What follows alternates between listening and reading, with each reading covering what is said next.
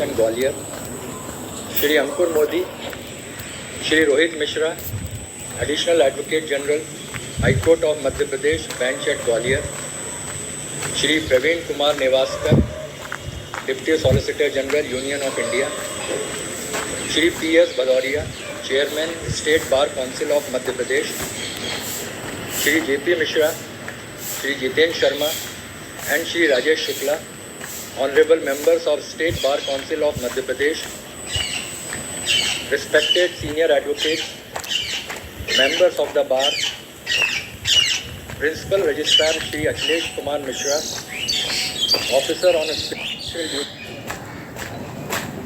Duty Shri Hiten Dwivedi, other officers of the registry, judges of District Judiciary, ladies and gentlemen. Every inning comes to an end, although sadly, but realistically. This time, we are witnessing farewell of Honorable Shri Justice Rohit Arya on the eve of his superannuation as a judge of this court. This is closure of a special inning marked with high standards of judicial excellence, with wisdom and integrity, resolute commitment for upholding the principles of fairness and empathy, and a desire to serve the institution and public with equal dedication. Justice Arya and his disposition reminds me of a shlok of Achar Brahaspati, which I always cherish as one of the bottom lines of justice. Yavat driyet jatharam tavat swatvam hi dehinam adhikapi yogi manyod sa steno dand marhat. अर्थात यदि कोई व्यक्ति अपनी उदर पूर्ति के लिए कोई अपराध करता है तो वह अपराध क्षम्य है। उदर पूर्ति या पेट भरने के पश्चात यदि वह अपराध करता है तो वह दंड का भागी होता है। While discharging adjudicatory or administrative functions, Justice Arya always made sure that his judgments, orders and decisions must carry healing touch.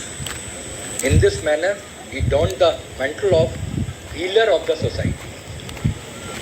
He always harbors the notion that law should lead to justice and procedures are handmade to justice and not master of it. Throughout his tenure as a judge since 2013, Justice Arya delivered justice through his legal acumen, wisdom and deep understanding of law.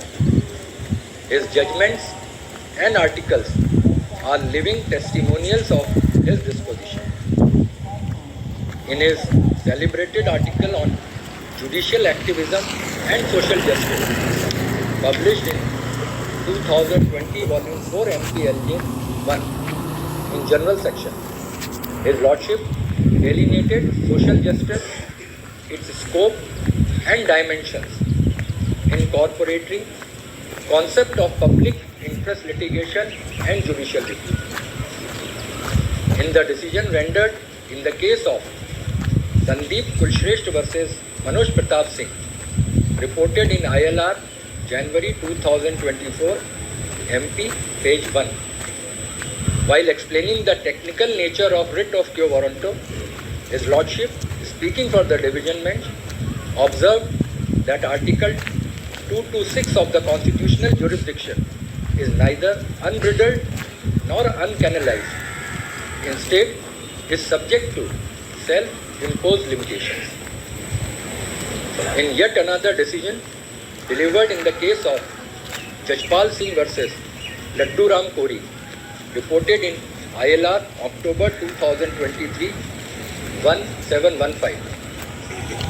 His Lordship, speaking for the division bench, while harping upon the vice of excessive jurisdiction, observed that merely for not adopting the original profession of his forefathers, the claim of an applicant for caste certificate cannot be washed away merely on the ground that his traits do not match his tribe's peculiar anthropological and ethnological traits, deity, rituals, customs, mode of marriage, death ceremonies, method of burial of dead bodies, etc.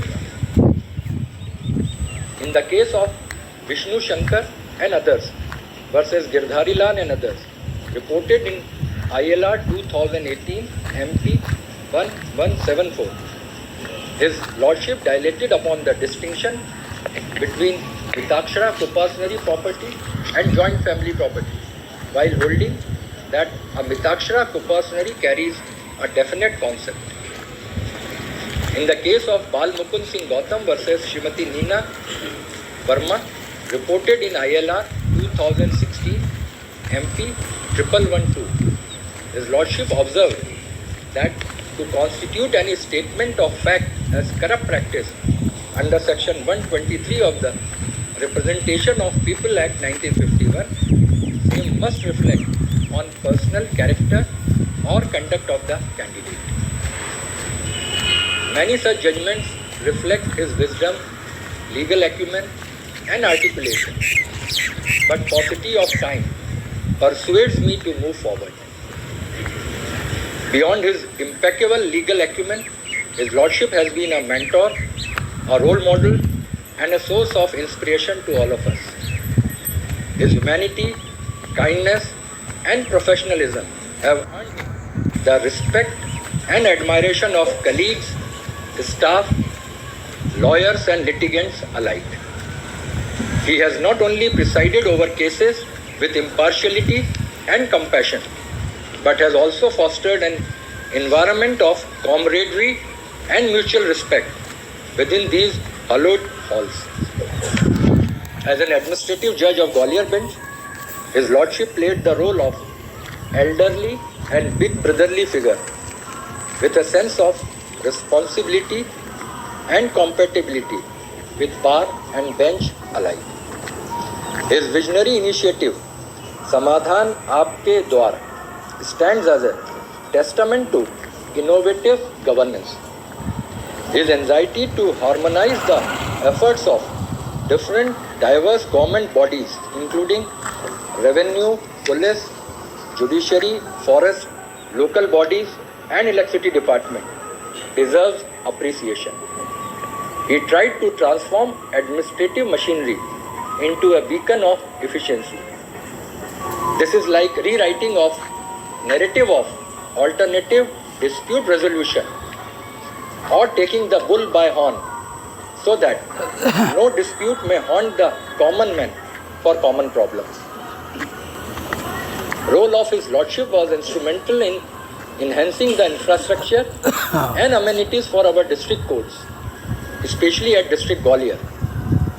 In our court premises also, beautification of the walkway, renovation of temple, refurbishment of the library and renovation of staff chambers brought a sense of well-being and comfort. On personal front, we all judges would miss his presence